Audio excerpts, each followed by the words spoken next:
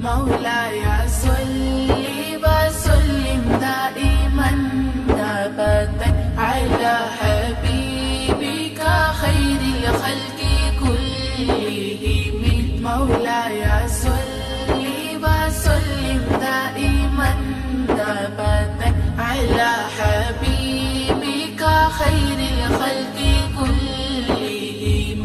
محمد سيد القولين والثقلين، محمد سيد القولين والثقلين والفريقين من عرب ومن عجم. مولاي صل وسلم دائما أبدا على حبيبك خير الخلق كلهم.